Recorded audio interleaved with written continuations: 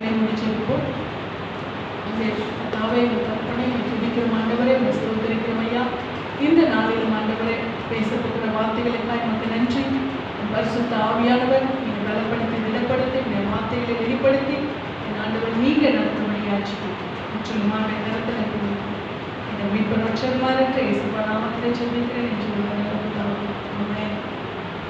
நம்ம இந்த நாளும் கூட சங்கீதத்திலே 27ஆம் அதிகாரத்தில் 5ஆம் வசனத்தை வாசிப்போம். இன்றைக்கும் கர்த்தருடைய ஆவியானவர் திட்டமாய் தெளிவாய் திடமாய் தைரியமாய் நம்மோடு கூட பேச அவர் வாஞ்சிக்கிறார். அல்லேலூயா. இந்த வார்த்தைகள் நம்மை பலப்படுத்தி திடப்படுத்தி தைரியப்படுத்தி நிலைநிறுத்தும். நாம் எடுத்து வாசிப்போம். சங்கீதம் 27:5.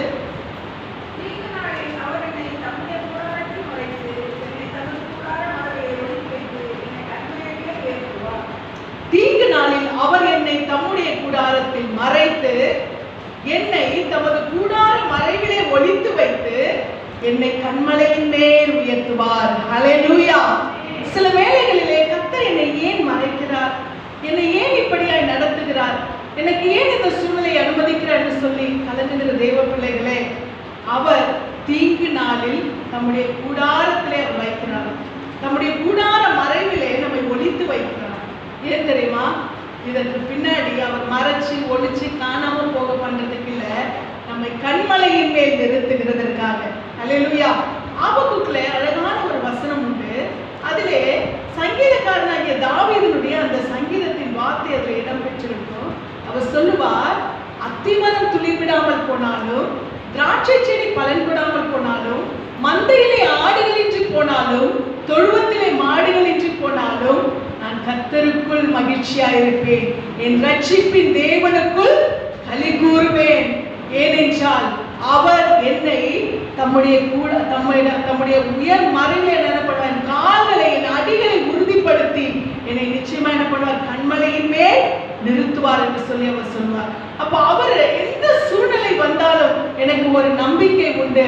என் ஆண்டவர் என் கால்களை என்ன பண்ண போறாரு, உறுதிப்படுத்தி கொண்டிருக்கிறார், என் அடிகளை உறுதிப்படுத்துகிறார், என்னை கண்மலையின் மேல் நிறுத்துகிறார் என்று சொல்ற ஒரு நம்பிக்கை அவருக்கு இருக்கிறபடினால என்ன வந்தாலும் சரி, எது வந்தாலும் சரி, நான் எதற்கு என்ன பண்ண மாட்டேன், கலங்க மாட்டேன். ஏனென்றால் என் ஆண்டவர் என் அடிகளை உறுதிப்படுத்தி என்னை உயர்த்த போகிறார். அல்லேலூயா.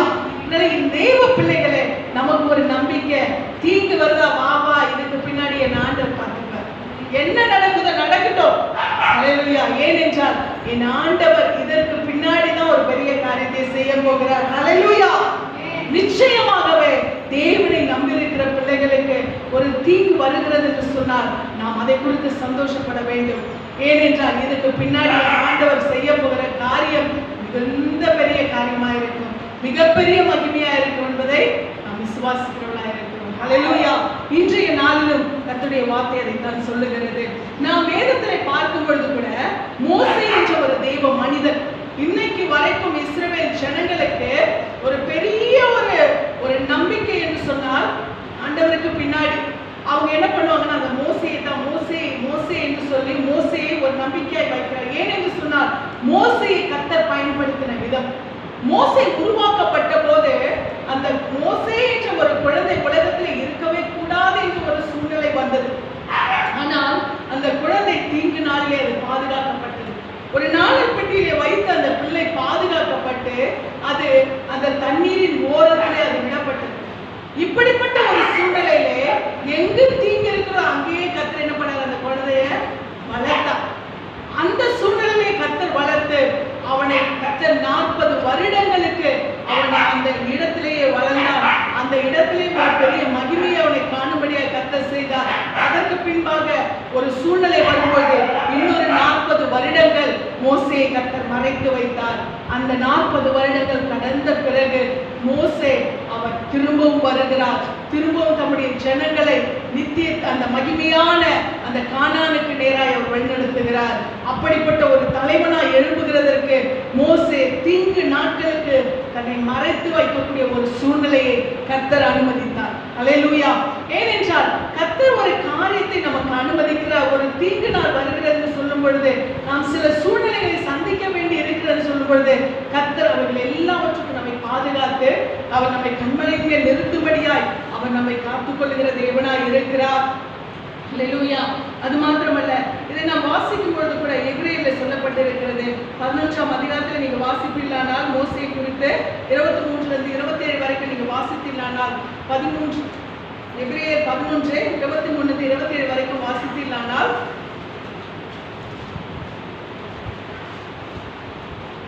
எபிரேயர் 11 23 27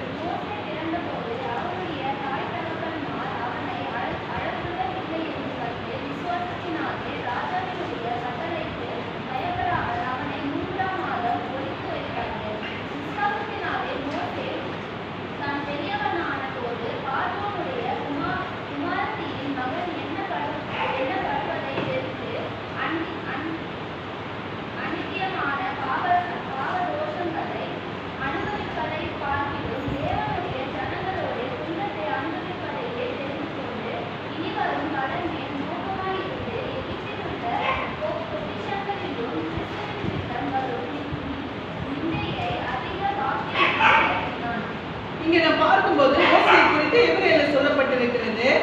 அவன் என்ன செய்கிறான் என்று சொன்னால், மோசேயுடைய தாய் தகப்பன்மார் அவனை அழுகுள்ள பிள்ளை என்று கண்டு விசுவாசத்தினாலே ராஜாவுடைய கட்டளைக்கு பயப்படாமல் அவனை 3 மாதம் ஒழித்து வைத்தார்கள். இந்த தைரியம் அவர்களுக்கு கற்றுக் கொடுத்த தைரியம். அது மாத்திரமல்ல, விசுவாசத்தினாலே மோசே தான் பெரியவனான போது பார்வோனுடைய குமாரத்தின் மகன் எனப்படுவதை வெறுத்து அநித்தியமான பாவ சந்தோஷங்களை அனுபவிப்பதை பார்க்கிலும் தேவனுடைய ஜனங்களுடைய துன்பத்தை அனுபவிப்பதை தெரிந்து கொண்டு இனிவரும் பலன் மேல் நோக்கமாயிருந்து எகிப்திலுள்ள பொக்கிஷங்களிலும் கிறிஸ்துவ நிமித்தம் வரும் நிந்தையை அதிக பாக்கியம் என்று எண்ணினான். விசுவாசத்தினாலே அவன் அதரிசனமானவரை தரிசிக்கிறது போல உறுதியா இந்த ராஜாவின் கோபத்துக்கு பயப்படாமல் எகிப்து விட்டு போனான். இங்க பார்க்கும்போது அநித்தியமான அந்த சந்தோஷத்தை அல்ல, நித்தியமான அந்த ஒரு மகிமையை நாடினவனால் தேவ வைராக்கியம் அவனை அதற்காக அவன் வைராக்கியம், தேவனுக்காக வைராக்கியம் காண்பித்ததின் நிமித்தமாய் அவன் துன்பத்தை அனுபவித்தான். அல்லேலூயா. இன்றைக்கு தேவ பிள்ளைகளே, நாம் உலகத்தின் இன்பங்களுக்கு, சிற்றின்பங்களுக்கு, ஆசாபாசங்களுக்கு நாம் வைராக்கியத்தை காண்பிப்போமானால் நாம் நல்ல இந்த உலகத்துல வாழ முடியும். நாம் எவ்வளவு உலகத்துல கிறிஸ்தவர்களாய், அதாவது போதகர்களாய் இருக்கிறவர்களே கூட சொல்றேன், அவங்க நல்லா என்ன பண்ண முடியும், நிறைவா காண முடியும், நிறைவாய் சபையை நடத்த முடியும். ஏன்னா உலக போக்கிலே ஜனங்களை நடத்துகிறவர்கள். ஆனால் இந்த வைராக்கியம் என்ற ஒன்றை யார் காண்பிக்கிறார்களோ அவர்கள் மோசையை போலதான் இருக்கும். அல்லேலூயா. ஆனால் அந்த மோசையை கர்த்தர் என்ன செய்தார் தெரியுமா? மறுபடியும் தூக்கி நிறுத்தினார், உயர்த்தினார்.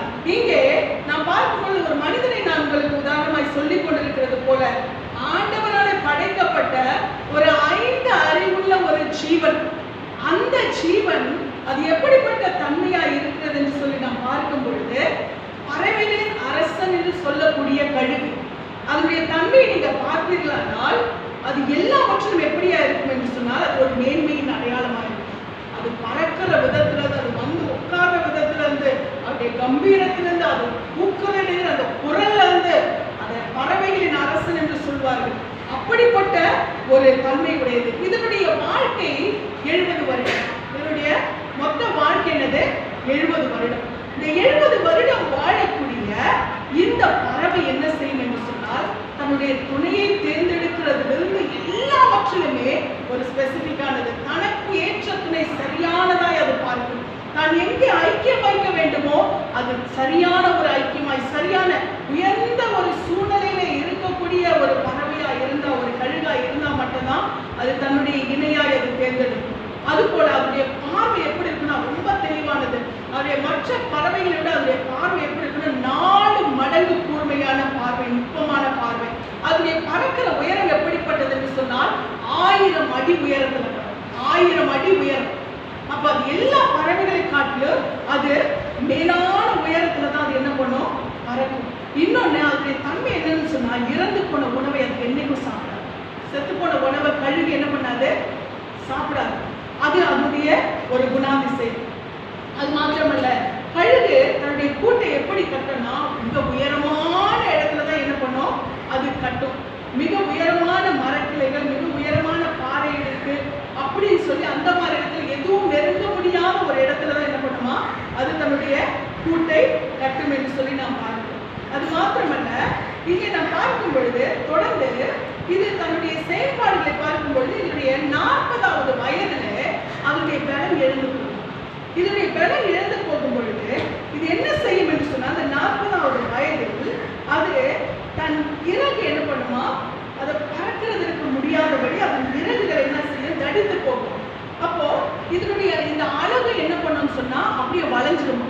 இந்த கழுகோட அழகு 40வது வயதுல அது அப்படியே வளைந்து போய்விடும். தன்னுடைய இறைகளை அதை பிடிக்க முடியாதபடிக்கு அது இறந்து போயிடும். அது இந்த அழகு என்ன பண்ணும், வளைந்து போய்விடும். அப்போ இந்த நிலையில ஒண்ணு அது என்ன பண்ணணும், செத்து போகணும். ஒண்ணு என்ன பண்ணணும், இப்படிப்பட்ட சூழலை இறகு பறக்க முடியாம தடுத்து போச்சு, இனி என்னால பறக்கவும் முடியாது. ஏன்னா 40 வருஷம் ஒரு கம்பீரமான பறவையாய் பார்க்கப்பட்டது, ராஜாவை போல கம்பீரமாய் தெரிந்தது, உயர பறந்தது. எல்லா பறவைகளும் ஐயோ கழுகுக்கு போல நம்மளால ஆக முடியலையேன்னு பார்க்கக்கூடிய ஒரு பறவை 40 வயசு வரும் பொழுது அதனுடைய அழகு வளைந்து அதனுடைய இறையை கூட கப்ப முடியாதபடிக்கு அதனுடைய அழகு என்ன பண்ணும், பலனற்று போயிடும். அது மாத்திரமல்ல, அதனுடைய இறகுகளும் தடித்து என்ன செய்யும்னா அதால என்ன பண்ண முடியாது, பறக்க முடியாது. இப்படிப்பட்ட சூழ்நிலையில do or die, ஒண்ணு சாகணும் இல்லைன்னா வாழணும். வாழணும்னா போராடணும், இல்லைன்னா என்னால வாழ முடியல, நான் செத்துப்பேன். இதுதான் அந்த கழுகுடைய வாழ்க்கையின் போராட்டம். அப்ப இந்த 40 வயதுல இந்த கழுகு என்ன செய்யுமா, தோல்வியை ஒப்புக்கொள்ளாது, தோல்வியை ஏற்றுக்கொள்ளாது.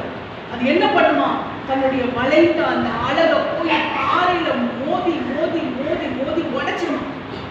இப்படிப்பட்ட அழகு எனக்கு தேவையே கிடையாது அப்படின்னு சொல்லிட்டு அது உடைத்து அதற்கு முன்னாடி என்ன பண்ணுமா, தன்னுடைய இந்த தடித்த அந்த இறகுகள் எல்லாம் அது என்ன பண்ணுமா, பிச்சு பிச்சு போட்டு அப்படியே பிச்சு பிச்சு போட்டுட்டு தன்னுடைய அழகுகளை என்ன பண்ணுமா, உடைச்சிருமா. அப்ப அது தன்னுடைய தோல்வியை ஒப்புக்கொள்ளாமல் அது என்ன செய்யும் சொன்னா, அது நான் எப்படியாவது போராடி ஜெயிக்க வேண்டும், நான் போராடி மேலே வர வேண்டும் என்று சொல்லி அது என்ன பண்ணுமா, தன்னை இறப்புக்கு ஒப்பு கொடுக்காதபடிக்கு அது தன் இறந்த காரியங்களை, இறந்த அழகுகளை எல்லாவற்றும், சிறகுகளை எல்லாவற்றும் அது உடைத்து பீத்து என்ன பண்ணுமா, அது எரிந்து போட்டு. அப்போ தன்னை என்ன செய்கிறது சொன்னால், ஒரு வலிமை மிக்கதான அந்த நிகழ்ச்சிக்கு தன்னை என்ன பண்ணுகிறது, அது கொண்டு வருகிறது. நான் மறுபடியும் எழும்புவேன், நான் மறுபடியும் பறப்பேன், நான் மறுபடியும் புது சிறகுகளை பெறுவேன், நான் மறுபடியும் புது அழகுகளை பெறுவேன், நான் மறுபடியும் என் கம்பீரத்தை வெளிப்படுத்துவேன் என்று சொல்லி அது என்ன செய்யணும், வெளிப்படுத்த வேண்டும்.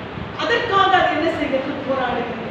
அப்படி போராடும் பொழுது அது என்ன செய்யணும்னு சொன்னால், தன்னை வெளிக்காண்பிக்காதபடி அவருடைய வார்த்தை சொல்கிறது இல்லையா, தீங்கு நாளில் அவர் என்னை தம்முடைய கூடாரத்தில் வைத்து, தம்முடைய கூடார மறைவிலே ஒளித்து வைத்து என்னை கண்மலையின் மேல் நிறுத்துவார். ஹல்லேலூயா.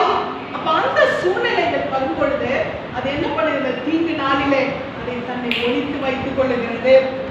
அப்ப அது என்ன வரும் என்று சொன்னால், இந்த உயர்ந்த மலைக்கு பறந்து சென்று அது என்ன செய்கிறது, அது அந்த 5 மாதங்கள், அந்த 5 மாதங்கள் இந்த பீண்டு போன இறகெல்லாம் பீட்டு அது என்ன செய்யுமா, தன் அழகை உடைத்து விட்டு 5 மாதங்கள், அதாவது 150 நாட்கள் தனக்கு புதிய அழகு புதிய சிறகு வரும் வரைக்குமா இது காத்திருக்கும்.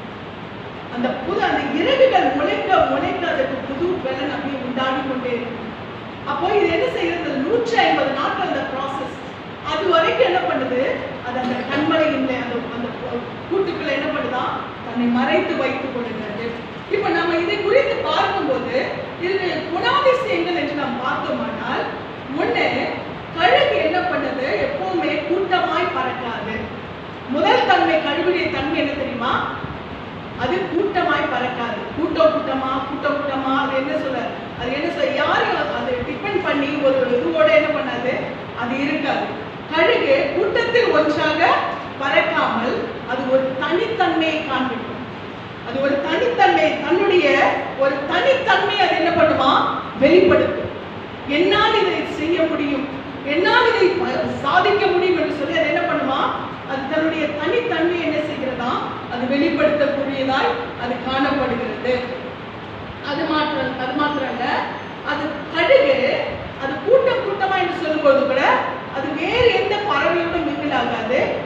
கழுகோடு தான் என்ன பண்ணும், பறக்கும். அப்ப ரட்சிக்கப்பட்ட தெய்வ பிள்ளைகள், ஆவிக்குரிய தெய்வ பிள்ளைகள், சத்தியத்திலே நடக்கிற தெய்வ பிள்ளைகள், நாம் எப்படிப்பட்டவர்கள், நாம் பிரித்தெடுக்கப்பட்டவர்கள், நாம் கூட்டமாய் கலந்து நாம் என்ன செய்ய, உலகத்தின் போக்கோடு ஓடுகிறவர்களோ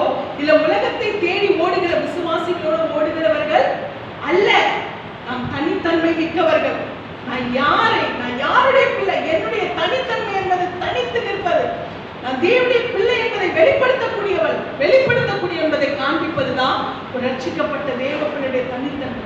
நாம் கழுகு போன்றோம். அப்பா நம்மை ஆண்டவர் செய்திருக்கிறார் இந்த கழுகின் தன்மையோடு கூட நாம் ரட்சிக்கப்பட்ட தேவ பிள்ளைகளோடு கூட நடக்கும்படியாய் நாம் நமக்கென்று தேர்ந்தெடுக்கப்பட்ட ஒரு தேவனுடைய அந்த நடத்துதலை நாம் வெளிப்படுத்துவதாய் நாம் காணப்பட வேண்டும். இரண்டாவது, அது தன்னுடைய இரையை கவருகிற முயற்சி என்ன பண்ணாது, அது கைவிடாது. ஒரு இரையை டார்கெட் பண்ணிடுச்சுன்னா அது என்ன பண்ணுமா, அது எப்படியாவது முயற்சித்து என்ன பண்ணும், அது தன்னுடைய இரையை என்ன பண்ணுமா, கவரக்கூடியதா இருக்கிறது. அது தன்னுடைய பார்வையில் எப்படி இருக்குமா, ரொம்ப கூர்மையான, அந்த பார்வை எப்படி இருக்கும், ரொம்ப ஷார்ப்பா இருக்கும். இந்த காரியம் இதை நான் செயல்படுத்த வேண்டும் என்று சொன்னால் தன்னுடைய அந்த முயற்சி அது ஒரு நாள் கைவிட, என்ன நடந்தாலும் சரி, எந்த சூழ்நிலையை சந்திச்சாலும் சரி, அந்த கடைசி நொடி வந்தாலும் சரி, அது அந்த டார்கெட் அதை அடைகிற வரைக்கும் அது என்ன பண்ணாது, தன் முயற்சியை அது கைவிடாது. அவ்வளவு ஒரு ஷார்ப்பான ஒரு தன்மையோடு கூட அது காணப்படும். இன்றைக்கு தேவ பிள்ளைகளாகிய நாமும் இந்த தரிசனம், என்ன தடைகள் வந்தாலும், என்ன சூழ்நிலைகள் வந்தாலும், என்ன நெருக்கடிகள், நிந்தைகள், போராட்டங்கள் எது வந்தாலும் நாம் இந்த தைரியத்தில் நிற்கிறவர்களாய் காணப்பட வேண்டும். இதுதான் உண்மையான ரட்சிக்கப்பட்ட ஆவிக்குரிய தேவனுடைய நடத்துதலில் இருக்கக்கூடிய தேவ பிள்ளைகளுக்கான ஒரு நடத்து. தேவன் அதைத்தான் தன் பிள்ளைகளிடத்தில் எதிர்பார்க்கிறார். ஒரே நிலையான தன்மை, ஒரே நிலைச்ச தன்மை, ஒரே நிலையான பார்வை, ஒரே நிலையான நடத்துதல். எந்த சூழ்நிலை இருந்தாலும் என் வைராக்கியத்தை நான் விட்டுக் கொடுக்க மாட்டேன்.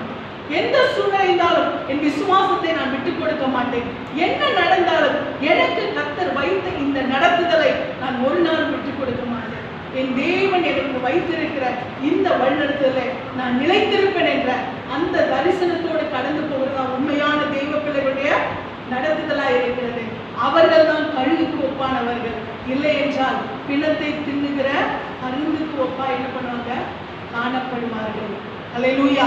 கொத்தி தின்னுகிற புழுக்கும் செத்து போன எலியும் தின்னுகிற கோழிக்கு ஒப்பாய் இருப்பார்கள். நாம் கழுகா இல்லை கொத்தி தின்கிற கோழிகளா என்பதை கர்த்தர் இந்த நாளிலே நமக்குரிய ஒரு குணத்தோடு கூட அவர் வெளிப்படுத்தி கொண்டிருக்கிறார். அல்லேலூயா. அவர் கிரியேஷன்ல எத்தனை வித்தியாசம் பாருங்க. இப்படிப்பட்ட பறவையும் இருக்கு, அப்படிப்பட்ட பறவையும் இருக்கு. அப்படி கிரியேஷன்ல இப்படிப்பட்ட மனிதர்களும் இருக்கிறார்கள், அப்படிப்பட்ட மனிதர்களும் இருக்கிறார்கள். நாம் எந்த பக்கத்திலே நிற்கிறோம்? அல்லேலூயா. அதைத்தான் கர்த்தர் நம்மிடத்தில் எதிர்பார்க்கிறவராக இருக்கிறார். அது மாத்திரமல்ல, அடுத்து நாம் பார்க்கும்போது அதனுடைய தன்மையை நான் சொன்னேன், பிணத்தையோ அழுகினதையோ அது என்ன பண்ணாது, அது சாப்பிடாது என்று சொல்லி நாம் பார்த்தோம். அதே போலதான் நாம் எந்த சூழ்நிலை ஏதோ நமக்கு இப்ப இது செட் ஆகல, சரி நம்ம வேற பார்த்துக்கலாம் அப்படின்ற ஒரு நிலைமைக்கு நம்ம என்ன பண்ணக்கூடாது, வரக்கூடாது. தேவனுடைய ஆவிக்குரிய தன்மையில, தேவனுடைய வழிநடத்துதல்ல, தேவனுடைய ராஜ்யத்துக்குரிய ஓட்டத்துல நாம் ஒரு நிலையான ஒரு ஸ்திரத்தன்மை உடையவர்களாய் நம்ம என்ன பண்ணணும், இருக்க வேண்டும். அப்படிப்பட்ட ஒரு நிலைமையில நாம் இருக்கும் பொழுது தேவனுடைய ராஜ்யத்துக்குரிய, நாம் பேசுறது உலகத்துக்குரிய காரியத்துல, தேவனுக்குரிய அந்த நடத்துதலில நாம் ஒரு ஸ்திரத்தன்மை உடையவர்களாய் இருக்க வேண்டும். ஏதோ நம்ம கிடைச்ச ஒரு காரியத்தை, கிடைச்ச ஒரு சத்தியத்தை எடுத்துக்கலான்றதுல, எனக்கு ஆண்டவர் கொடுக்கிற போஷிப்பு அது திடமான ஒரு ஆகாரம். அந்த திடமான போஷிப்பை தான் நான் எடுத்துப்பேன். நான் கண்டதையும் தின்னுட்டு உயிர் வாழறதுக்கு நான் ஒரு சாதாரணமான ஒரு பூமிக்குரிய ஒரு சாதாரணமான ஒரு ஜீவன் கிடையாது. ஆண்டவர் என்னை திடமாய் நடக்க பண்ணுகிறார் என்று சொல்லி நாம் திடமான ஒரு சத்தியத்திலே நாம் நிற்கிறவர்களாக இருக்க வேண்டும். அடுத்து நாலாவது பார்த்தீங்கன்னா, அது என்ன பண்ணுமா, அது போராட்டங்களை விரும்புமா. என்ன பண்ணுமா, கழுகு புயலை விரும்பக்கூடிய ஒரு தன்மை உடையதா இருக்கிறது. இப்போ ஒரு புயல் அடிக்குது அப்படின்னு சொன்னா மற்ற பறவைகள் என்ன செய்யும், அது போய் ஏதாவது ஒரு மர கிளையில, மர பொந்துக்குள்ள எதுலையாவது என்ன பண்ணும், ஒளிஞ்சுக்கும். ஆனா இந்த கழுகு என்ன தெரியுமா பண்ணுமா, இந்த புயல் அடிக்கிற இந்த காற்றுக்கு மேலே எழுதி பறக்கணும். எவ்வளவு ஒரு அதுக்கு எவ்வளவு ஒரு வைராக்கியம், எவ்வளவு ஒரு அதுக்கான கான்பிடன்ஸ் பாருங்களேன். அது என்ன பண்ணுமா, இந்த காற்று அடிக்கிற, புயல் அடிக்கிற அந்த வேகத்துக்கு, அந்த உயரத்துக்கு மேல சவாலை சந்திக்கும். அதுக்கு மேல நான் பறப்பேன். எனக்கு நான் புயலுக்கு கீழே, காற்றுக்கு கீழே இருக்கிறதுனால தானே என் மேல நீ அடிக்கிற, நான் உன்னமே கொண்டு மேல போவேன்.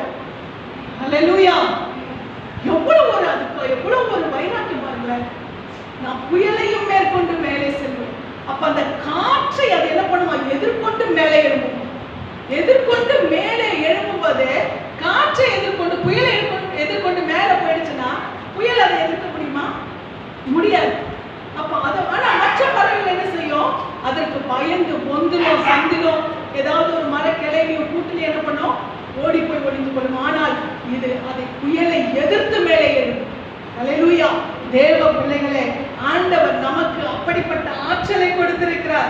சவால்கள், போராட்டங்கள் எல்லாவற்றையும் சந்திக்கிற பலனை நமக்கு கொடுத்திருக்கிறார். அல்லேலூயா. எந்த சூழ்நிலை மேற்கொண்டு எதிர்த்து நிற்கிற பலனை கர்த்தர் நமக்கு கொடுத்திருக்கிறார்.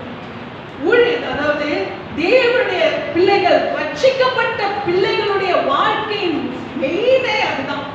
ஆனா நமக்கு கொடுத்திருக்கிற ஒரு முக்கியமான ஒரு குவாலிஃபிகேஷன் அதுதான், சவால்களை எதிர்கொள்வது. அல்லேலூயா. ஏன்னா சவால்களை நம்ம தனியா எதிர்கொள்ளல. சவால்கள் சந்திக்கும் போது நம்ம தனியா இருக்கிற மாதிரி தான் இருக்கும். ஆனால் நம்மோடு கூட ஒரு பலன் வந்து கொண்டே இருக்கிறது. அல்லேலூயா. நம்ம தனியா ஒரு அனுப்பல, நம்ம கூட ஒரு பலன் நம்ம என்ன செய்து கொண்டிருக்க தெரியுமா? அந்த பலன் நம்மை நடத்தி கொண்டே இருக்கிறது. நம்ம பலவீனப்படுவோம், நம்ம சோர்ந்து போவோம், நம்ம குறைவுபடுவோம், நம்ம எதிர்க்கிற சூழ்நிலைகள் வரும். ஆனால் இவை எல்லாவற்றும் மத்தியில ஒரு பலன் நம்ம அப்படியே என்ன பண்ணிட்டு தெரியுமா? புஷ் பண்ணிட்டே போ போ போ, முடியும் முடியும் முடியும், உன்னால முடியும், உன்னால முடியும், கவலைப்படாது, போ, மேல எழும்பு, மேல எழும்பு, புயலை தள்ளு, ஆற்று தள்ளு, மேல போ அப்படின்னு சொல்லி நம்ம புஷ் பண்றதுனாலதான் நம்ம இவ்வளவு தூரம் நிற்கிறோம். அல்லேலூயா. நம் சவால்களை கண்டு ஓடி ஒளிந்து கொள்ளுகிறவர்கள் அல்ல. அல்லேலூயா. ஜெயமெடுக்கிற ஆற்றலை கர்த்தர் நமக்கு கொடுத்திருக்கிறார். அது மாத்திரமல்ல, ஆண்டவர் நமக்கு சொல்லுகிற காரியம் இது. இன்னொரு ஒரு காரியம் என்று பார்க்கும் பொழுது, அது தன்னுடைய குஞ்சுகளை என்ன செய்யுமா? ஃபர்ஸ்ட் அந்த குஞ்சுகளை அது முட்டையிட்டு அதை பொறிக்கும் பொழுது அது வந்து என்ன பண்ணும்னா, அது நல்ல பஞ்சு மாதிரி ஒரு சூழ்நிலையை அது உருவாக்கி கூட்டை என்ன பண்ணும்? உருவாக்கும். ஆனால் இந்த குஞ்சுகளுக்கு இறகு முளைக்கிறது என்று அந்த தாய்க்கு தெரிகிறது. அப்ப அது தெரியும் பொழுது அது என்ன செய்யும்னா, தன்னுடைய அந்த பஞ்சு மாதிரி இருக்கிற அந்த கூட்டை என்ன பண்ணுமா? கலைச்சிடும். அந்த கூட்டை கலைச்சிட்டு அந்த இடத்துல என்ன பண்ணுமா? முட்களை கொண்டு வந்து போடும். தன்னுடைய கூட்டுல என்ன பண்ணுமா? முட்களை கொண்டு வந்து போடும்.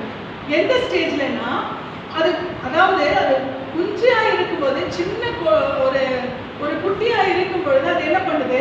அதை பாதுகாக்கிறதுக்கு பஞ்சமத்தை அனுமதிக்கிற அந்த தாய், அது கொஞ்சம் இறகு முளைத்து விட்டது அப்படின்னு தெரியும் பொழுது அது என்ன பண்ணுமா? அதற்கு அந்த கூட்டுக்குள்ள அந்த பஞ்சை அகற்றி விட்டு முட்களை கொண்டு வந்து போடும். அப்ப இந்த குஞ்சு என்ன பண்ணுமா? இந்த முட்களுக்குள்ள இருக்க முடியாம அது என்ன பண்ணுதான்? ஒரு பிரஷர் வரும்பொழுது என்ன பண்ணுது? அது தன்னுடைய கூட்டை, தன்னுடைய சிறகை விரிக்க ஆரம்பிக்கிறார். ஐயோ, இங்க இந்த கூட்டை நம்ம என்ன பண்ணணும்? அந்த முட்களில் இருந்து நான் வெளியே எழும்ப வேண்டும் என்று சொல்லி என்ன பண்ணோம்? அது தன்னுடைய அந்த இறகை விரிக்கிறதற்கு என்ன பண்ணாது? ட்ரை பண்ணும் இல்லையா? அப்பதான் அது பறக்கும். இல்லைன்னா அம்மா எனக்கு நல்லா பஞ்சு மெத்தையை வச்சுக்கிறாங்க, அம்மா எனக்கு எப்பவும் சாப்பாடு கொண்டாந்து கொடுக்குறாங்க, நான் படுத்திருக்க இடம் எனக்கு பஞ்சு மெத்த மாதிரி இருக்கு, எனக்கு என்ன கவலை? எனக்கு இருந்தானே இல்லை, நான் அம்மா தான் கொண்டாந்து கொடுத்துருக்காங்கல்ல, அப்புறம் எனக்கு என்ன? நான் பாட்டுக்கு சாப்பிட்டு ஜம்முன்னு தூங்குற, இறங்கி இருந்தானே இல்லைன்னா அது பாட்டுக்கு வளர்ந்து போடும். அப்ப அது என்ன பண்ணாது? அது உயர பறக்கிற முயற்சியை எடுக்காது. நம்மை அவர் ரட்சிக்கும் பொழுது, நம்மை அழைக்கும் பொழுது நம்மள என்ன பண்றாரு? அப்படி அன்பை, அப்படி கிருபை, அப்படி தயவை எல்லாத்தையும் வெளிப்படுத்தி தான் நம்மளை அழைக்கிறார், நம்மை ரட்சிக்கிறார், நம்மை உள்ளே கொண்டு வருகிறார். ஆனால் நம்ம இப்படியே இருந்துட்டா அவருக்கு அது சந்தோஷமா இருக்குமா? ஏசப்பா, எனக்கு சோறு கொடுக்குறீங்க, எனக்கு தண்ணி கொடுக்குறீங்க, எனக்கு வேலை கொடுத்துருக்கீங்க, எனக்கு இது போதும், இதை என் வட்டத்துல நான் என்ன பண்றேன்? நான் நல்லா இருக்கிறேன், எனக்கு இது போதும், இந்த லைஃப் நமக்கு போதுமா? கிடையாது. ஆண்டவர் நம்மிடத்துல எதிர்பார்க்கிறது, நீ கிணற்று தவளையா இருக்கக்கூடாது. நீ எப்படி இருக்கணும்? உயர பறக்க வேண்டும். உனக்கு இந்த பஞ்சையே நான் உன்னை உட்கார வச்சுட்டேன்னா, பஞ்சு நிறைஞ்சு நல்லா மெத்தான கூட்டுக்குள்ளேயே உன்னை உட்கார வச்சுட்டேன்னா என்ன பண்ணுவேன்? கொடுக்குறத சாப்பிட்டு கொட்டாய் விட்டு தூங்கிடுவேன். அதனால நான் என்ன பண்றேன்? உனக்கு கொஞ்சம் முள்ள அனுமதிக்கும் போது நீ என்ன பண்ணுவ? எழும்புவ. உனக்கு நான் சிறகுகளை கொடுத்திருக்கிறேன் என்பது உனக்கு தெரியும். உயர பறக்கணும் என்பது உனக்கு தெரியும். சவால்களை எதிர்கொள்ள வேண்டும் என்பது உனக்கு தெரியும். மேல எழும்பணுன்றது உனக்கு தெரியும். இல்லைன்னா நீ என்ன பண்ண தெரியுமா? இதே வட்டத்துக்குள்ளேயே, இதே கூட்டுக்குள்ளேயே நீ என்ன பண்ணிடுவேன்? அப்படியே இருந்துருவேன். அதனால நான் உனக்கு முள்ள அனுமதி. தேவ பிள்ளைகளை, ரட்சிக்கப்பட்ட தேவனோடு கூட நடக்கிற தேவ பிள்ளைகளுக்கு முட்கள் வருகிறதற்கு கர்த்தருக்கு நன்றி செலுத்துவோம். ஹல்லேலூயா. இந்த முட்கள் நம்ம இப்படியே அமிழ்ந்து போகிறதற்கல்ல, நம்மை உயர்த்துகிறதற்கு, கர்த்தர் நமக்கு கொடுத்திருக்கிற சிறகுகளை விரித்து நாம் உயர பறக்கிறதற்கு. ஹல்லேலூயா. அப்ப இந்த குஞ்சு என்ன செய்கிறதுன்னு சொன்னால், இது என்ன பண்ணுது? இதை ட்ரை பண்ணுது. ஐயோ எனக்கு முள் இருக்கு, அப்ப நான் என்ன பண்றது? நான் இதை விட்டு வெளியில என்ன பண்ணணும்? உயர பறக்கணும். நான் உயர பறக்கணும், நான் உயர்ந்து மேலே எழும்பணும். அப்ப என்ன செய்யணும்? நான் இந்த சவால்களை என்ன பண்ணணும்? இந்த முட்களை நான் என்ன பண்ணணும்? மேற்கொள்ள வேண்டும். எனக்கு வருகிற இந்த போராட்டங்களை நான் என்ன பண்ணணும்? மேற்கொள்ள வேண்டும். எனக்கு வருகிற இந்த உபத்திரங்களை நான் மேற்கொள்ள வேண்டும். நான் என்ன செய்வேன் என்று சொல்லும் பொழுது கர்த்தர் சொல்றார், மகளே, நான் உனக்கு சிறகுகளை கொடுத்திருக்கிறேன். ஹல்லேலூயா. சிறகுகளை கொடுத்திருக்கிறேன். நீ எழும்பு.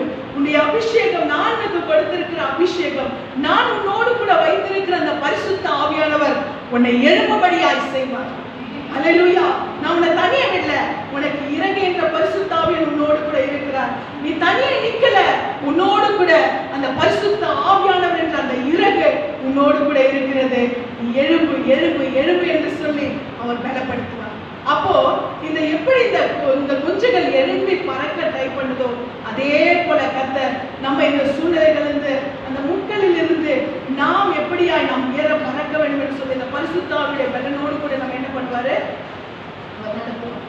அப்படி நாம் உயர பறக்க என்ன பண்ணுது? இந்த குஞ்சுகள் எழும்பி பறக்க ட்ரை பண்ணும். இப்ப இது பறக்க ட்ரை பண்ணும்போது என்ன ஆகுதுன்னு சொன்னா, இப்ப இதுக்கு பறக்கும் பொழுது அது கொஞ்சம் என்ன பண்ணுது? உடனே டக்குன்னு இருந்து உடனே பறக்க முடியுமா? தடுமாற்றம் வரும். கண்டிப்பா என்ன பண்ணும்? தடுமாற்றம் வரும். அப்ப இது என்ன பண்ணுது? பறக்க ட்ரை பண்ணுது, இறக விரிக்குது, கொஞ்சம் எழும்புது, ஆனா பறக்க முடியல. அப்ப என்ன செய்யுதுன்னா கொஞ்சம் என்ன பண்ணுது? டவுன் ஆகுது. டவுன் ஆகுது. நம்ம கூட என்ன பண்றோம்? ட்ரை பண்றோம், ஆனா முடியலன்னு போது ஐயோ என்னால முடியலையே, என் ஆண்டவர் தனித்து விட்டு விட்டாரே, நான் என்ன செய்யணும்னு சொல்லி நம்ம என்ன பண்றோம்? கலந்து. அப்ப இந்த டவுன் ஆகுற நிலைமை வரும்போது இந்த தாய் விட்டுட்டு வேடிக்கை பார்க்கல, என் குழந்தை எப்படி போயிட்டு இருக்குன்னு பார்த்துட்டு தான் இருக்கு. அது என்ன பண்ணுதான்? பறந்து காக்குற, ஆண்டவருடைய வசனம் சொல்லுது, பறந்து காக்குற பட்சியை போல கர்த்தர் நம்ம மேல என்ன பண்ணிட்டு இருக்காராம்? அவர் அசைவாடி கொண்டிருக்கிறார். ஹல்லேலூயா. நான் பறக்க விட்ட என் குழந்தை எப்படி போயிட்டு இருக்கு, நான் தனியா விடல, நான் அதன் மேல நான் என்ன பண்ணிட்டு இருக்கேன்? அசைவாடி கொண்டிருக்கேன். இப்ப இந்த பறக்க ட்ரை பண்ண இந்த குஞ்சு என்ன பண்ணுதுன்னா, அது என்ன பண்ணுது? அதை ட்ரை பண்ணி என்ன பண்ணுது? முடியல. அப்படியே டவுன்ல போகும்போது என்ன பண்ணுதுமா? மேல பறந்து இந்த தாய் அப்படியே கீழே வந்து தாங்க. அப்படியே என்ன பண்ணுது? மேல இருந்து பறந்து வந்து இந்த குஞ்சு என்ன பண்ணுது? கீழே வந்து தாங்கி மறுபடியும் அது கொஞ்சம் ஸ்டடி ஆனது, கொஞ்சம் என்ன பண்ணுது? ட்ரை பண்ணு, மறுபடியும் ட்ரை பண்ணி, மறுபடியும் மேல தூக்கிட்டு போய் மறுபடியும் ட்ரை பண்ணுது. மறுபடியும் என்ன பண்ணுது? ட்ரை பண்ணி கொஞ்சம் அப்படியே என்ன பண்ணுது? ட்ரை பண்ணி கொஞ்சம் வேலை அப்படியே முடியல அப்படின்னும் போது மறுபடியும் வந்து என்ன பண்ணுது? இது தாங்குது. தேவப்பிள்ளையை நாம் நினைச்சுக்கிறோம், ஆண்டவர் என்ன ஒரு தடவை தூக்கி விடுறாரு, மறுபடியும் விட்டுறாரு, ஒரு தடவை தூக்கி விடுறாரு, மறுபடியும் விட்டுறாரு. உயர போனோம்னா அவர் என்ன செய்யணும்? நம்ம கொஞ்சம் விட்டு விட்டு தான் பிடிப்பார். ஹல்லேலூயா. கொஞ்சம் விட்டு விட்டு தான் நம்மளை பிடிப்பார். ஏன்னா நம்ம ஸ்டடி ஆகணும் இல்லையா, நம்ம நிலை நிற்கணும் இல்லையா. அப்போ அவர் என்ன செய்யறாரா? நம்மை பலப்படுத்தி என்ன பண்றாரு? அவர் நம்மை நிலை நிறுத்துகிறார். அப்ப ஆண்டவர் அந்த சூழ்நிலை நம்ம என்ன பண்றாராம்? நம்மை பறக்க விட்டு நாம் பலனற்று போகும்போது நம்ம மேல் அசைவாடுகிற தேவன் நம்மை தாங்குகிறார். அப்ப நமக்கு என்ன தோணுது? கொஞ்சம் சப்போர்ட் அடிச்சுட்டு நம்ம நின்றுட்டோம், ஓகே, நம்ம லைஃப் என்ன ஆயிடுச்சு? ஸ்டடி ஆயிடுச்சு அப்படின்னு சொல்லிட்டு நம்ம கொஞ்சம் சந்தோஷப்பட்டுட்டோம். ஏன்னா அப்படியே அந்த பலனற்ற நிலைமையில விட்டுட்டாதான் நம்ம என்ன பண்ணுவோம் தெரியுமா? கீழே விழுந்து செத்து போயிடும் இல்லையா? அந்த கழுகுஞ்சு எப்படியாவது அப்படிப்பட்ட சூழ்நிலையை சந்திக்குமோ அப்படி ஆயிடும்னு சொல்லி ஆனா என்ன பண்ணுறது? கொஞ்சம் அந்த டைம்ல சப்போர்ட் கொடுத்து நம்மளை பலப்படுத்துவோம். நம்மை பலப்படுத்தி விட்டு கொஞ்சம் என்ன பண்ணுவோம்? நம்ம அந்த பலன்ல நான் ஸ்டடி ஆயிட்டேன் நம்ம நினைக்கும் போது நம்மளால என்ன பண்ண முடியாது. ஏன்னா இப்பதான் ஸ்டார்டிங் இது. அப்ப நம்மளால முடியாதுன்னு போது நம்ம என்ன பண்றோம்? மறுபடியும் ஒரு தடுமாற்றத்தை சந்திக்கும். நீ ஸ்டடி ஆகுன்னு கத்த என்ன பண்றாரு? கொஞ்சம் விடுறாரு. அப்புறம் என்ன பண்றாரு? மறுபடியும் ஒரு சோதனை, ஒரு சூழ்நிலை வரும்பொழுது நம்மை தாண்டி கிடைக்கிறார். அப்ப நாம எதிர்பார்க்கிறது, ஆண்டவர் என்ன உயர்த்துறாரு, இதே நிலைமையில வைக்க மாட்டார். நம்ம நினைக்கிறோம்ல, வருது போகுது, நல்லா இருக்கும், இப்படி ஆகும், இப்படி ஆகும், நல்லா இருக்கும், ஏன் இப்படி ஆகுது? கர்த்தர் என்ன செய்யறாரு தெரியுமா? நம்மை பிராக்டிஸ்ல வைக்கிறார். நம்மளை பிராக்டிஸ்ல வைக்கிறார். நம்ம பிராக்டிஸ்ல இருந்தாதான் நம்ம என்ன பண்ண முடியும்? ஸ்டடி ஆக முடியும். எந்த ஒரு பிராக்டிஸை நீங்க பாத்தீங்கன்னா அப்படிதான். அப்போ எல்லாவற்றிலுமே சோதனைகள், வேதனைகள் எல்லாவற்றையும் சந்தித்து அதற்கு பின்புதான் அந்த சூழ்நிலைகளை விட்டு என்ன பண்ண முடியும், வெளியே வர முடியும். இப்ப கர்த்தர் நம்ம பிராக்டிஸ்ல, அந்த ப்ராசஸ்ல நம்மளை வைக்கிற, இந்த ப்ராசஸ்ல நம்ம போயிட்டே இருக்கும்போது அந்த சூழ்நிலைகளை கண்டு நம்ம என்ன பண்ணக்கூடாது, பயப்படக்கூடாது. அப்ப என் ஆண்டவர் என்னை தனித்து ஏதோ என் கூட வந்துட்டு இருக்கிறார். இந்த கழுகு விட்டுட்டு வேடிக்கை பார்த்துட்டா இருக்கு, மேல அது அசைவாடிட்டே இருக்கு. இது பறக்க வேண்டிய உயரத்துல குஞ்சு தன்னுடைய பலனோடு கூட பறந்துட்டு இருக்கு. ஆனா கழுகு அதனுடைய உயரத்துல இதை கண்காணித்து கொண்டே இருக்கிறது. ஹல்லேலூயா. நம்முடைய தாய் கழுகு நம்மை கண்காணித்து கொண்டேதான் இருக்கிறது. ஹல்லேலூயா. அவர் பார்வையை விட்டு நம்ம எங்கும் போக முடியாது. தாவீது அழகாய் சொல்லுகிறார், நான் மரண இருளின் பள்ளத்தாக்கில் இருந்தாலும் பொல்லாப்புக்கு பயப்படேன், தேவன் என்னோடு கூட இருக்கிறது, போடும் கனிமனை தேற்றும். இன்னும் சங்கீதத்துல பாத்தீங்கன்னா, நான் பாதாளத்திலே படுக்கை போட்டாலும் என் அங்கேயும் இருக்கிறேன். நான் சமுத்திரத்தின் கடையாந்திரத்துல போயிருந்தாலும் அங்கேயும் உடைய கரமினை எட்டி பிடிக்கும். எல்லா இடத்திலுமே கர்த்தர் என்ன செய்து கொண்டிருக்கிறார், நம்மை உற்று கவனித்துக் கொண்டிருக்கிறார், நம்மை பாதுகாத்துக் கொண்டிருக்கிறார். நாம் எந்த சூழ்நிலையும் தனியா இல்லை. ஆனால் நெருக்கடிகள், சோதனைகள் வரும் பொழுது நாம் அப்படிப்பட்ட சூழ்நிலையை நாம் நினைக்கிறோம், அப்படிப்பட்ட சூழ்நிலை நாம் இருக்கிறோமோ என்று நினைக்கிறோம். ஆனால் கர்த்தர் நம்மளை என்ன பண்ணல, அப்படி விடவே இல்லை. அவர் என்ன செய்கிறார் சொன்னால், நம்மை உயர பறக்கிறதற்கான ஒரு நிலைமை அவர் என்ன செய்கிறார், நம்மை அவர் கொண்டு நிலைமையில நம்மை கொண்டு போகிறார். நம்ம என்ன செய்யறோம், முட்களை அனுமதிப்பதே நாம் உயர்த்தப்படுவதற்கு. அதனால முட்களுக்காக நாம் கர்த்தருக்கு நன்றி செலுத்தும். கர்த்தர் நிச்சயமா நம்மை உயர்த்த போகிறார். ஹல்லேலூயா. இது யார் என்ன வேணா பேசிக்கிறோம், பத்தியா எப்படியாச்சு, பத்தியா எப்படி நடந்துச்சு, பத்தியா எப்படியா எப்படி நமக்கு தெரியும் நம்ம கூட யார் இருக்காரு. ஹல்லேலூயா.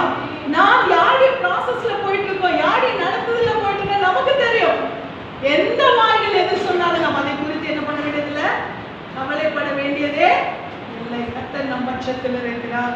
இன்னொன்று பார்த்தீங்கன்னா, அடுத்ததா நீங்க பார்க்கும் பொழுது அது இந்த சூழ்நிலைகள் எல்லாம் சந்தித்து நல்ல ஒரு பலனோடு கூட அது வளர்ந்து பலப்பட்டு அந்த 40 வருடங்களும் தன்னுடைய கம்பீரத்தை வெளிப்படுத்துற கர்த்தர் பலப்படுத்தாரு. இப்ப என்ன பண்ணுச்சு, அது நல்லா வளர்ந்து 40 வருடங்கள் என்ன பண்ணுது, இப்ப அந்த ராஜா என்ற ஒரு நல்ல ஒரு கம்பீரத்தோடு கூட அது என்ன பண்ணுது, அது வளர்ந்து கொண்டே இருக்கு. 40 வருடங்கள் அது அவ்வளவு கம்பீரத்தோடு கூட வளர்ந்து கொண்டிருக்கிற ஒரு சூழ்நிலை. இந்த 40 வருடங்களும் இந்த சூழ்நிலைகள்லாம் எதிர்கொண்டு மேலே எழும்பி இப்ப எல்லா பறவைகளும் பார்க்கணும், ஆஹா எப்படி ஆயிடுச்சு இந்த கழுகு, எப்படி வளர்ந்துருச்சு, இவ்வளவு பெரிய சிறகு, இவ்வளவு பெரிய கம்பீரம், எப்படிப்பட்டது எல்லாமே பார்க்கும்போது என்ன பண்ணுது, பயப்படுகிறது. எல்லாமே அந்த தன்மைகளை பார்க்கும் பொழுது அவைகளுக்குள்ள ஒரு நடுக்குமுறை, எப்படி ஆயிடுச்சு இந்த பறவை, எப்படி ஆயிடுச்சு இந்த கழுகு, எப்படி உயர்ந்துருச்சு அப்படின்னு சொல்லி பார்த்து கொண்டிருக்கிற ஒரு சூழ்நிலையில அதனுடைய 40வது அந்த வயதில் என்ன பண்ணா, அதனுடைய பலன் என்ன செய்கிறது, குறைகிறது. அப்படி இறங்குகள் அதெல்லாம் என்ன பண்ணுது, உதிருக பலனற்று போச்சுன்னு தெரிஞ்சிருக்கு. அது என்ன பண்ணுது, பிச்சு போட்டுடுது. அவருடைய இறங்குகள் எல்லாம் என்ன பண்ணுது, அது பிச்சு பண்ணுது. அது ட்ரை பண்ணது முடியல, அதெல்லாம் என்ன ஆச்சு, வெடித்துருச்சு. இப்ப அதால என்ன பண்ண முடியல, பறக்க முடியல, பிச்சு போட்டுருச்சு. அழகுகள் என்ன பண்ணுது, ஏதாவது ஒரு இறையை கவு போனா அழகு சப்போர்ட் பண்ணல, வளைஞ்சு போச்சு, பிடிக்க முடியல. உடனே என்ன பண்ணுது, இப்படிப்பட்ட இறகும் எனக்கு வேண்டாம், இப்படிப்பட்ட அழகும் எனக்கு வேண்டாம் என்று சொல்லி அது என்ன பண்ணுதான், அதை அது உடைத்து போடுகிறது. உடைத்து போட்ட அந்த நிலைமையில தான் அது என்ன செய்கிறது சொன்னால், இனி நாம் கொஞ்சம் என்ன பண்ணணும், காத்திருக்க வேண்டும். அல்லேலூயா. கர்த்தருடைய மறைவில் நாம் என்ன பண்ணணும், காத்திருக்க வேண்டும். அல்லேலூயா. கர்த்தருக்காக பொறுமையோடு காத்திருந்தேன், அவர் என்னிடமாய் சாய்ந்து என்னுடைய எல்லா பயத்திற்கும் என்னை நீங்களாக்கி விட்டீர்கள். அல்லேலூயா. இப்ப கர்த்தருக்கு நாம் காத்திருக்கும் பொழுது நிச்சயமாய் வெட்கப்பட்டு போகவே மாட்டோம். அல்லேலூயா. கர்த்தருக்கு காத்திருக்கிற தேவ பிள்ளைகளே, ஒரு நாள் நாம் வெட்கப்பட்டு போவதில்லை. எந்த சரித்திரத்திலும் இல்லை கர்த்தருக்கு காத்திருந்தவர்கள் வெட்கப்பட்டு காணாம போனாங்கன்னு எங்கேயுமே எழுதல. எந்த வேத புத்தகத்துல எந்த இடத்துலயும் எழுதல, எந்த சரித்திரத்திலும் எழுதல. அல்லேலூயா. கர்த்தருக்கு காத்திருக்க ஒரு நாள் வெட்கப்பட்டு போக மாட்டாங்க. இங்கே இந்த கழுகு என்ன செய்கிறது, 5 மாதங்கள் காத்திருக்கிறது, தன்னை வெளிப்படுத்தாமல் காத்திருக்கிறது. என்ன வேணா சொல்லு, காரி எப்படி தெரிஞ்சுட்டு இருந்தது, எப்படி இருந்துச்சு, எப்படி காட்டுச்சு. ஆனா இப்ப என்னாச்சு, இந்த கழுகு என்ன பண்ணுச்சு, காணாம போச்சு, இருக்க இடமே தெரியல, ஆளே காணோம். அப்படி என்ன பண்ணுது, மற்ற பறவைகள் எல்லாம் யோசிக்கும் பொழுது இது சொல்லுது, நான் காத்திருக்கேன். எனக்குன்னு ஒரு சூழ்நிலை வர்றதுக்காக நான் என்ன பண்ணிட்டு இருக்கேன்? காத்திருக்கிறேன். நான் மடிந்து போகவில்லை, நான் சாய்ந்திருக்கிறேன். அல்லேலூயா. கர்த்தர் என்னை எழுந்து நிமிர்ந்து நிற்க செய்வார். அல்லேலூயா. அப்ப இது அந்த 5 மாதங்கள், அந்த 150 நாட்கள் காத்திருந்து, அப்பொழுது அதற்கு என்ன செய்கிறதா? புது இறகுகள், புது அலகுகள் முளைக்கும் போது வெளியில வருது, எழும்புது, உயர பறக்குது. இப்ப இருக்கிற பலன்ல அதை காட்டிலும் பல மடங்கு, அல்லேலூயா, அதை காட்டிலும் பல மடங்கு பலனோடு கூட எழும்பி, அதற்கு பின்பு 30 வருடங்கள், அதற்கு பின்பாக நான் சொன்னேன் இல்லையா, அதுக்கு 70 வருஷம் சொன்னேன். அப்ப இந்த 40 வருடங்கள் அது இந்த உலகத்திலே அது பலனோடு கூட வாழ்ந்து, இந்த 150 நாட்கள் அது கொஞ்சம் இப்படிப்பட்ட சூழ்நிலைகளை, நெருக்கடியான சூழ்நிலைகளை சந்தித்து, அந்த 150 நாட்கள் தன்னை ஒழித்து வைத்து, அதற்கு பின்பாக தனக்கு புது இறகுகளும் புது அழகும் முளைத்த பிறகு எழும்பி வருது. அப்படிப்பட்ட ஒரு கம்பீரம், முந்தின நிலைமையை விட ஒரு பெரிய கம்பீரம், முந்தின நிலைமையை விட ஒரு பராக்கிரமம், முந்தின நிலைமையை விட ஒரு ஆளுமையோடு கூட கர்த்தர் என்ன செய்கிறார்? அந்த 5 அறிவுள்ள ஜீவனையே தூக்கி நிறுத்துகிறார் என்று சொன்னால், அவர் சுவாசத்திலே வாழ்கிற பிள்ளைகள். அல்லேலூயா. அவரால், அவருடைய கரத்தினாலே உருவாக்கப்பட்டவர்கள் தான். அவருடைய ஜீவனை கொடுத்து, அவருடைய ரத்தத்தை கொடுத்து மீட்டெடுக்கப்பட்டவர்கள் தான். அப்ப அந்த கழுகை காட்டிலும் பல மடங்கு நம்மை நிமிர்த்துவார். அல்லேலூயா. பல மடங்கு நம்மை உயர்த்துவார். கர்த்தருக்கு காத்திருக்கிற தேவ பிள்ளைகளை, எந்த சூழ்நிலையா இருந்தாலும் நாம் கலங்க வேண்டாம் என்று சொல்லி கர்த்தர் நமக்கு இந்த நாளிலே திட்டமாய் சொல்லுகிறார். இதைத்தான் நாம் சங்கீதம் 62:2 நாம் வாசிக்கிறோம். சங்கீதம் 62:2.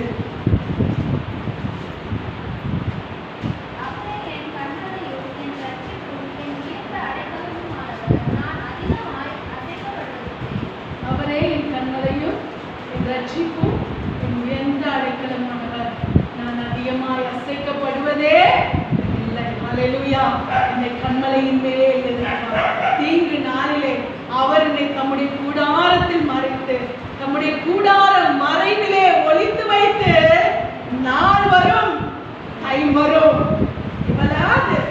இவனாது அப்படின்னு சொல்ற அளவுக்கு என் தேவன், அல்லேலூயா, என் பலன் அல்ல, உங்க பலன் அல்ல, நம்முடைய பலன் அல்ல, நம்முடைய தேவனுடைய பலன் கண்மலையின் மேல் நிறுத்துகிறதா இருக்கிறது. அல்லேலூயா. அது மாத்திரமல்ல, ஏசாயா 26:4 நாம் வாசிக்கும் பொழுது கர்த்தருடைய வார்த்தைப்படியாய் நமக்கு சொல்லுகிறது. ஏசாயா 26:4.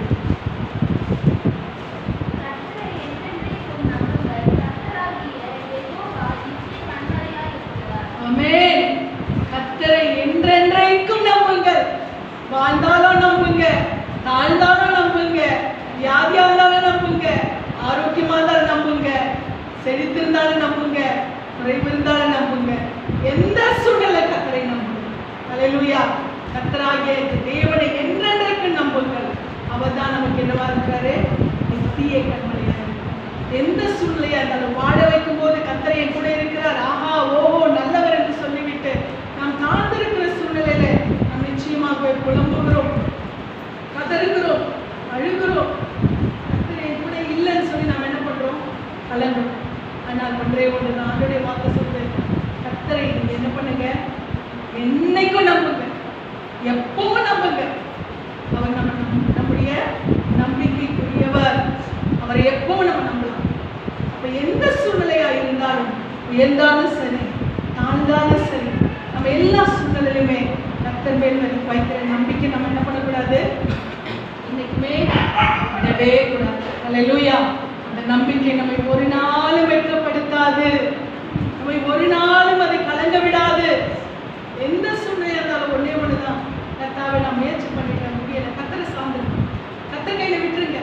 நீங்க தான் என் நம்பிக்கை, நீங்க தான் என் தைரியம், நீங்க தான் என் பலன், நீங்க தான் என் ஆஸ்தி, நீங்க தான் என் அந்தஸ்து, நீங்க தான் என் செல்வம், எல்லாமே நீங்க தான்.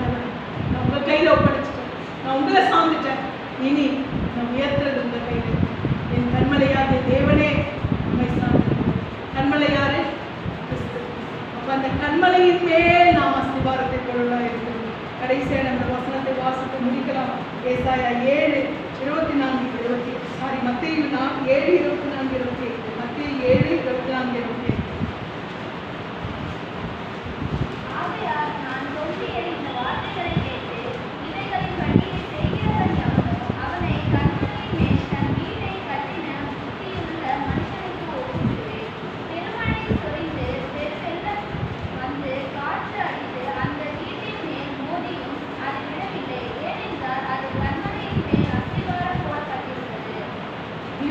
பொழுது அங்க சொல்றாரு, ஆகையால் நான் சொல்லிய இந்த வார்த்தைகளை கேட்டு இவைகளின்படி செய்கிறவன் எவனோ அவனை கன்மலையின் மேல் தன் வீட்டை கட்டின புத்தி உள்ள மனுஷனுக்கு ஒப்புவே. அல்லேலூயா. கர்த்தர் இன்றைக்கு நமக்கு சொன்ன இந்த வார்த்தைகளை கேட்டு இவைகளிலே நாம் பலப்பட்டு இவைகளின்படி நடக்கும் பொழுது கர்த்தர் நம்ம எப்படியாய் மாற்றுகிறாராம்? கன்மலையின் மேல் அஸ்திவாரம் போடப்பட்டவர்களாய். அல்லேலூயா. கன்மலையின் மேல் நம்மை, அந்த கன்மலையின் மேல அஸ்திவாரம் போடுறது ரொம்ப ஈஸி கிடையாது. கன்மலை மேல அஸ்திவாரம் போடுறது ஈஸியா முடியுமா? ஏன்னா அதுக்கு ரொம்ப எஃபர்ட் எடுக்கும். அதிகமான ஆயுதங்களை பயன்படுத்த வேண்டும், அதிகமான பலனை பயன்படுத்த வேண்டும். ஆனா மணல்ல வீடு கட்டினா ரொம்ப ஈஸி. பள்ளம் தோன்றது ஈஸி, கட்டுறது ஈஸி. ஆனா அந்த டெஸ்டிங் வருது பார்த்தீங்களா, சோதனை. அந்த அந்த சோதனை வரும்பொழுதுதான் அதனுடைய பலன் என்ன செய்யும்? வெளிப்படும். அந்த சோதனை வரும் பொழுது கன்மலையின் மேல் அஸ்திவாரம் போடப்பட்டவர்களுக்கும் மணலின் மேல் அஸ்திவாரம் போடப்பட்டவர்களுக்கும் வித்தியாசம் தெரியும். எனக்கு கன்மலையின் மேல் அஸ்திவாரம் போடுறது ரொம்ப கடினம், சத்தியம் ரொம்ப கடினம், ரொம்ப அதிகமா ஆழமா என்ன பண்ணுது? தோண்டுது சத்தியம். நம்மளை ரொம்ப ஆழமா புடமிடுது சத்தியம், நம்மளை அதிகமாய் தோண்டுகிறது. அதனால நமக்கு மணல்ல வீடு கட்டுறது தான், மணல்ல அஸ்திவாரம் போடுறது தான் ஈஸின்னு சொல்லி இன்னைக்கு அநேக விசுவாசிகள் என்ன பண்றாங்க? நிலைத்திருக்க முடியாம ஓடி விடுகிறாங்க. ஆனால் டைம் வரும்போது என்ன தெரியுமா? கன்மலையின் மேல சத்தியத்துக்கு நிலைத்து நின்று அதிலே அஸ்திவாரம் போடப்பட்டவர்களுக்கும் மணலிலே அஸ்திவாரம் போட்டவர்களுக்கும் வித்தியாசம் இருக்கு. அல்லேலூயா. இங்க அடுத்த வசனம் சொல்லுது, பெருமழை சொரிந்து பெருவெள்ளம் வந்து காற்று அடித்து அந்த வீட்டின் மேல் மோதியும் அது விழவில்லை. ஏனென்றால் அது கன்மலையின் மேல் அஸ்திவாரம் போடப்பட்டிருக்கிறது. ஹல்லேலூயா, ஹல்லேலூயா. நம்ம அஸ்திவாரம் போடுறதுக்கு ரொம்ப ஈஸியா ஜனங்க பார்த்துட்டு இருக்காங்க. எனக்கு ரொம்ப ஃபவுண்டேஷன் போடுறதுக்கு ரொம்ப தோன்றதுக்கு ஈஸியா இருக்கு, எனக்கு கட்டுறதுக்கு ஈஸியா இருக்கு, எனக்கு இந்த சத்தியம் போதும், எனக்கு இப்படி இருந்தா போதும், எனக்கு இதுதான் வாழ்க்கை. ஆனால் அந்த சோதனை வரும்பொழுது கர்த்தர் வித்தியாசத்தை காண்கிறார். யார் கன்மலையின் மேல் அஸ்திவாரம் போட்டார்களோ, எந்த பெருமழை வந்தாலும், எந்த காற்று அடித்தாலும், எந்த அலை அடித்தாலும், எந்த புயல் அடித்தாலும் அதை அசைக்கவே முடியாது. அல்லேலூயா. ஏனென்றால் சத்தியம் என்ற இயேசு கிறிஸ்து அந்த கன்மலையின் மேல் நாம் அஸ்திவாரம் போட்டிருக்கிறோம். அல்லேலூயா. எப்படி கழுகு புயல் வந்தா புயலை எதிர்த்து மேலே எழுதும், அந்த புயலுக்கு மேல அது போயிடுச்சுன்னா எது அதை எதிர்க்க முடியும்? புயலுக்கு கீழே இருக்கிறதுனால, காற்றுக்கு கீழே இருக்கிறதுனால அதை அடிக்கும் இல்லையா? தள்ளும். சோதனைகள் வேதனைகள் என்ன பண்ணும்? தாக்கும். ஆனா அதையே நான் எதிர்த்து மேற்கொண்டு மேலே எழுப்பிட்டா என்னை ஒண்ணும் பண்ணாது. இன்னைக்கு அநேகர் என்ன செய்ய, புயலுக்கும் காற்றுக்கும் பயந்து கொண்டு என்ன பண்றாங்க? ஏதாவது சின்ன பொந்து சந்து கிடைச்சா போதும்னு நினைக்கிறாங்க. ஆனா அந்த புயல் எந்த பொந்துல தஞ்சம் போனாங்களோ அந்த மரத்தையே சாய்த்து விடும். ஹல்லேலூயா. எந்த பொந்து நமக்கு அடைக்கலமா இருக்கு, எந்த மரம் நமக்கு புயலுக்கு அடைக்கலமா இருக்குன்னு புயலை எதிர்கொள்ள பலனில்லாமல் அவர்கள் சந்தையும் பொந்தையும் மரக்கிளை கூட்டையை நாடி போறாங்களோ அந்த புயல் என்ன செய்யும்? அந்த மரத்தையே சாய்த்து விடும். அடைக்கலமா போன மரத்தையே சாய்த்து விடும். இன்னைக்கு உறுதி இல்லாத சத்தியம் சாய்ந்து போன மரமாய் மாறிவிடுகிறது. முறிந்து போன மரம் தான் உறுதி இல்லாத சத்தியம். இன்னைக்கு அந்த உறுதி இல்லாத சத்தியத்தை நாடி என்ன பண்ணிட்டு இருக்காங்க? அநேக தஞ்சமாய் ஓடிக்கொண்டிருக்கிறார்கள். ஆனால் புயல் வரும் பொழுதே அந்த தஞ்சமா போய் நிக்கிற மரமே முதல்ல நிக்க முடியாது. அப்ப அந்த மரத்துக்குள்ள தஞ்சமா இருக்கிற பறவைகள் என்ன அதுவும் சேர்ந்து என்ன பண்ணும்? அந்த மரம் விழுந்து நசுங்கி மாண்டு போகும். அல்லேலூயா. ஆனால் புயலுக்கும் போராட்டங்களுக்கும் எதிர்த்து நின்று சத்தியம் கண்மலையின் மேல் அடித்து போடுகிற சத்தியம் நமக்கு வரும் பொழுது அதிலே பலப்பட்டு பலப்பட்டு பலப்பட்டு உறுதியாகிற தேவ பிள்ளைகள் எந்த புயல் வந்தாலும், எந்த காற்று அடித்தாலும், எந்த அலை அடித்தாலும் உறுதியாய் நிற்பீர்கள். இது தேவனுடைய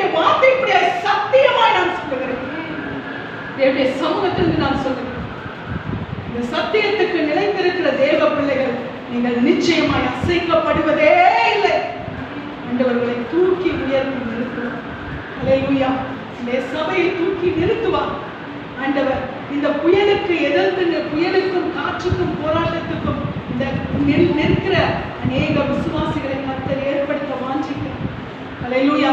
நம்மை கண்மலையின் மேல் அஸ்திபாரம் போடுகிறவர்களாய் அவர் வாஞ்சிக்கிறார். இன்றைக்கு நாம் கண்மலையின் மேல் அஸ்திபாரம் போடுகிறதற்கு நம்மை பலப்படுத்தும் ஆண்டவரே. அப்பா, எங்களுக்கு நீங்க கொடுக்கிற சத்தியத்துக்காய் நமக்கு நன்றி. எங்களை கண்மலையின் மேல் நீர் அடித்தளம் போடுகிறதற்காய் நன்றி. கண்மலையாடி கிறிஸ்துவே, உம்முடைய சத்தியத்தில் எங்களை நடத்துகிறதற்காய் நன்றி. நாங்கள் உண்மையிலே அஸ்திபாரம் போட்டுக் கொண்டிருக்கிறோம். எங்களை எந்த சூழ்நிலையும் அசைக்க முடியாது என்று சொல்லி கர்த்தருக்குள்ளாய் எங்களை பலப்படுத்துவோம். கர்த்தர் நம்மை உயர்த்தி நிறுத்தி மேன்மைப்படுத்தி அவர் தீங்கு நாளிலே தம்முடைய கூடாரத்திலே கூடார மறைவை ஒழித்து வைத்து நம்மை கண்மலையின் மேல் அவர்